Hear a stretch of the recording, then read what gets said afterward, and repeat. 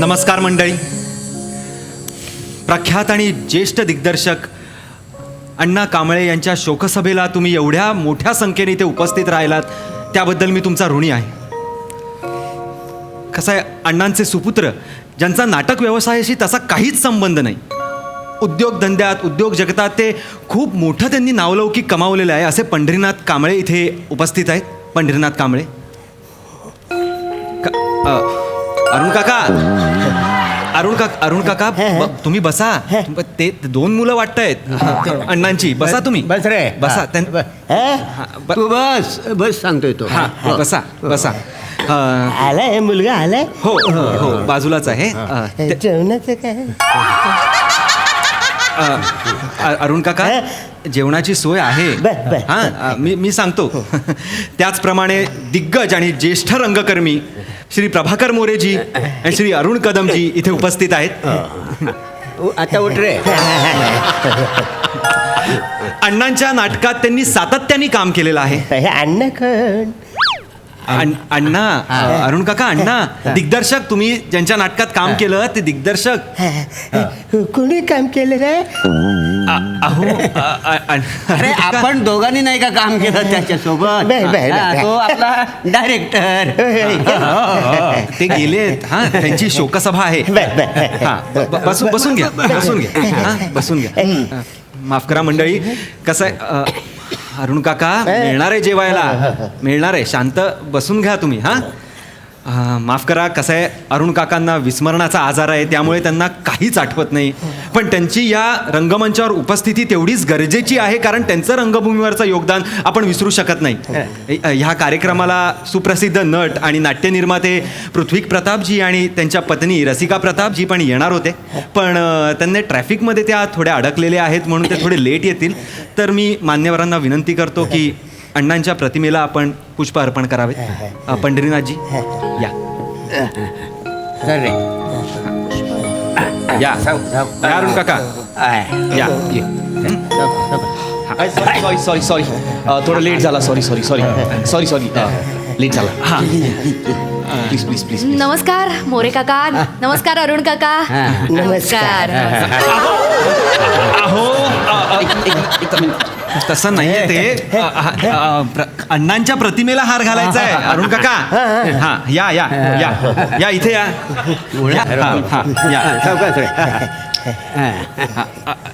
राहू द्या. चला जेवायला चला. अहो अरुण काका, जेवायला नंतर आहे. इथे या, इथे या. बसून घ्या तुम्ही. बसून घ्या.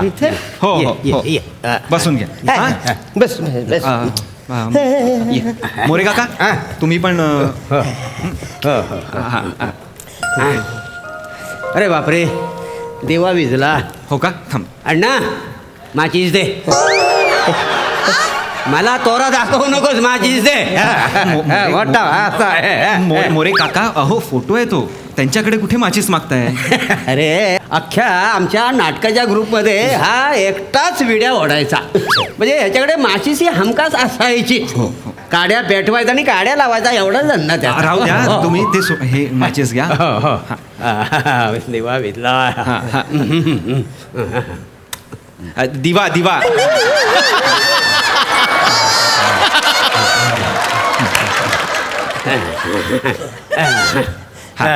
नमस्कार कर. हो हो हो, हळू हळू. या बसा. जा. मरे जेवलात का रे? अरे आपण जेवायला नाही आलोय, आप्पांच्या लोकसभेला आलोय आपण. मोरे काका, लोकसभा नाही, शोकसभेला आलोय. आणि कोण अप्पा? अण्णा दिग्दर्शक तुमचे, त्यांची शोकसभा आहे. मंडळी, हा कार्यक्रम आपण लाईव्हही टेलिकास्ट करतोय, म्हणजे तुमच्यासारखेच तमाम महाराष्ट्राला हा कार्यक्रम दिसणार आहे. आणि आपण अण्णांच्या आठवणींना थोडा उजाळा देणार आहोत. मी पृथ्वी प्रतापजींना विनंती करतो की अण्णांबद्दल एक दोन शब्द तुम्ही बोलावेत प्लीज. Yes, of course. नमस्कार. Hi guys. नमस्कार. आता यांनी माझ्याशी ओळख करून दिलेली आहे की नाट्यनिर्माता आणि अभिनेता, पण एका शब्दात माझी ओळख करून द्यायची तर तुम्ही सगळे जाणताच, तारा, स्टार, सुपरस्टार.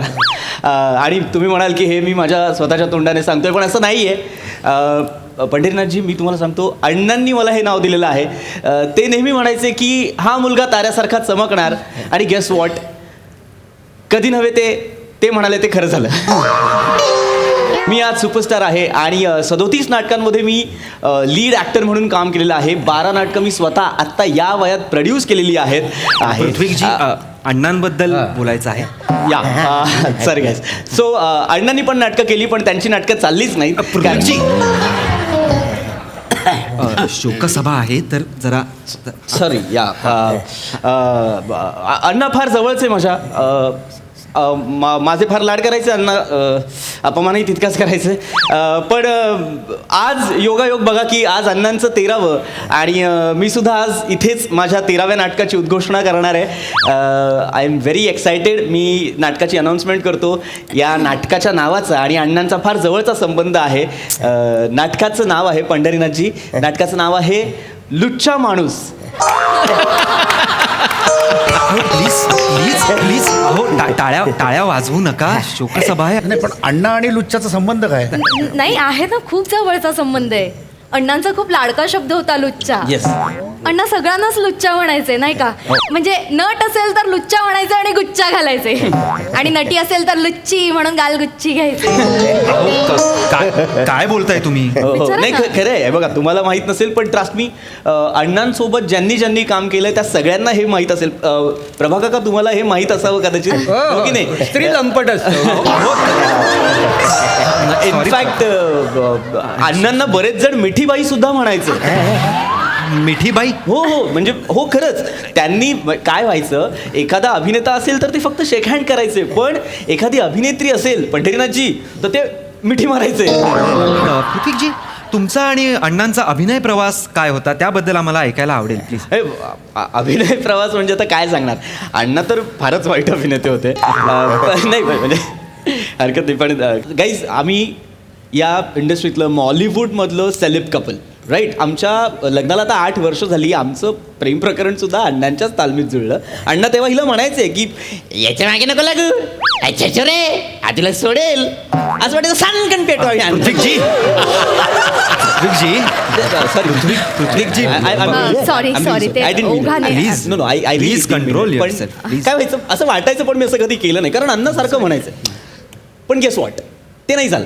आमचं लग्न जमलं, जुळलं. आज आमच्या संसाराला इतकी वर्ष झाली आहेत, आम्हाला एक मुलगा सुद्धा आहे. वा, म्हणजे ह्याचं श्रेय आपण अण्णांना द्यायला हवं.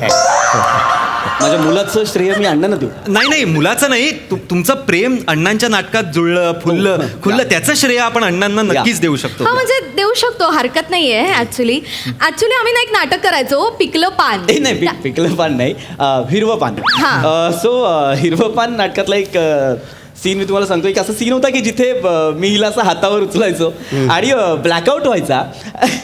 तू सांग. मी काय म्हणजे स्वतःच्याच तोंडाने पृथ्वीक मला उचलायचा आणि माझ्या कानात म्हणजे ब्लॅकआउट झाल्या कानात आय लव्ह यू आणि प्रपोज करायचा. आणि असे बरेच प्रयोग चालायचं. म्हणजे अण्णांची आठवण पुढे आमचं लग्न झालं. हो. आणि नाटक बंद झालं. म्हणजे ते मी अण्णाला सांगायचो की ह्या उचऱ्याला तू नाटकात घेऊ नको. अरण्या, हे अरुण, तो हा उचल्या, तो बघ, तो बसलाय तिकडे. मिनिट, तुम्ही आणि ही ती भवानी, मोरे काका, हीच ती. हो. जरा नीट बोला. यांच्यामुळे आपलं नाटक बंद म्हणायचं. मग मला मी आणि काय आहे, पहिल्या नाटकात या दोघांनी लग्न केलं आणि न सांगताच निघून गेले. नाटक बंद झालं. दुसऱ्या नाटकात ही गरोदर राहिली आणि नाटक बंद. असं काही झालं नव्हतं. अण्णाला आम्ही म्हणालो या उचऱ्याला तुम्ही नाटकात घेऊ नका, पण आपला अण्णा गुलाबी, पोरगी दिसली की फडफडायचा, उसळायचा. त्याला म्हटलं रे, हे अण्णा, त्या उचलाने हिला उचललाय, तिचा नाच सोड. पण अण्णा आशावादी.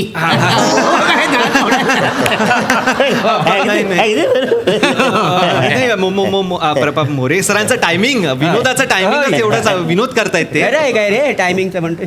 हो खरं आहे. मोरे काका, अण्णांच्या नाटकाच्या आठवणी सांगा. आठवणी? हो. याला आमच्या अण्णाला नाट्य व्यवसाय करायचा होता. हो. हा, तर तो त्याची घरची परिस्थिती अशी अगदी बिकट, म्हणजे जवळजवळ अगदी भिकारीच होय की नाही तो अण्णा. हो, म्हणजे पैसा नव्हता, तर माझं फाटलेलं धोतर शिवून तो नेसायचा. मला माहिती आहे त्या काळी इकडे असं तिकडे फिरू नको. त्या काळी मी त्या व्यवसायासाठी त्याला मी 700 रुपये दिले होते. किती दिले होते? 700 रुपये दिले होते. हो 700. अरे 700 काही 700, या काळातले 7 करोड झाले ते माहिती आहे तुला. 7 करोड हो 7 काही बोला काही बोलाल म्हणजे हा पण काही देण्याचं नाव नाही हा, नुसतं घेण्याचं माहिती, द्यायचं नाव नाही. परत दिलेच नाहीत का त्यांनी ते पैसे? दिलेच नाही. अरे तुला सांगतो अख्ख्या गल्लीत त्यांची उधारी. तुला कसं घालणार, तू एवढा होता छोटासा, त्यांच्या मागे मागे फिरायचा चणे फुटाणे खात. तुला सांगतो म्हणजे मला वेळेत जर 700 रुपये दिले असते तर माझ्या 10 कंपन्या असत्या. बरोबर. माझा तुला सांगतो या अण्णाने माझ्यातला बंबानी मारला. मारला तुला सांगतो. नाही या वेळेला हे असं बोलणं योग्य नाही, पण आठवण म्हणून मी हे सगळं इथे आतल्या कप्प्यात सगळं जपून ठेवलेलं आहे. रसिकाजी तुमचा काही हो मला एक आमच्या तालमीतला किस्सा आठवतोय. अण्णांचा खरं तर खूपच गमतीशीर किस्सा आहे बरं का. नक्की गमतीशीरच आहे ना? हो गमतीशीरच आहे. काय व्हायचं ना, मी तालमीला जाताना थोडंसं डाएट कॉन्शियस असल्यामुळे मी माझे डबे कॅरी करायचे आणि अण्णा काय करायचे, गपचूप यायचे, हळूच माझी बॅग काढायचे आणि बॅग मधनं माझा डबा काढून चोरून खायचे. असे चोरटे, एक नंबरचे चोरटे होते अण्णा. गंमत करत असतील. ही वृत्ती आहे, चोरटी वृत्ती आहे. तर खरे. आणि मी त्यांना रंगे हातच पकडलं होतं. काय झालं होतं, मी छान करंज्या आणल्या होत्या. एकदा अण्णांनी त्या खाल्ल्या आणि असेच आले माझ्या समोर, तोंडाला सगळं करंजीचं सारण लागलं होतं. तेव्हाच म्हटलं अण्णा हे परत नाही चालणार आहे, ही तुमची भिकारडीगिरी आहे ना ती बंद करायची. रसिकाजी नाही मी बोलले तोंडावर, मला हे असलं आवडतच नाही. बॅगेत हात घालता मुलींच्या, डबे काढता, खाता, हे चुकीचं आहे. परत जर का असे दिसलात ना तर रसिकाजी रसिकाजी लाईव्ह टेलिकास्ट सुरू आहे, प्लीज भान राखा. पंडितनाथजी बसलेले आहेत बाजूला, प्लीज थोडस प्लीज भान राखा. अण्णांना ना माझ्या हातचे उकडीचे मोदक विशेष आवडायचे. अण्णा म्हणायचे की कसं करतेस ग हे उकडीचे मोदक. मग लाईव्ह चालू आहे ना? हा मगासपासून सुरू आहे लाईव्ह. प्लीज. तर लोक हो, तुमच्याकडे पेन आणि पेपर असेल तर पटकन घ्या, मी तुम्हाला उकडीच्या मोदकांची रेसिपी सांगते. काय करायचं, मोदकांसाठी सुवासिक. काय चाललंय तुमचं? अण्णांची शोकसभा चालू आहे ना, आणि हे काय चाललंय तुमचं उकडीच्या मोदकांचं? अण्णांना आवडत. पाऊण तास झालाय मगाधरनं ऐकतोय, अण्णांबद्दल एक कोण बरा शब्द बोलत नाहीये, सगळं त्यांच्या उकाळ्या पकाळ्या काढताय. सॉरी. अरे हो. अरे शोकसभा चालू आहे काय मस्करी चालू आहे? अरे हो पण शो नाही, थांबायचं. अण्णांची अण्णा इथे नको का मला सांग, तो आहे का वेळेवर आलाय? मुळात हे बघा आम्हाला इथे वेळ नाहीये ह्या रिकाम टेकड्या लोकांसारखा. काय रे रिकाम टेकडे कोणाला म्हणतो तुम्ही? तू रिकाम टेकड्या. बघा तुम्ही असाल ज्येष्ठ धंदाकार, मी पण प्लीज वर्षाला माझी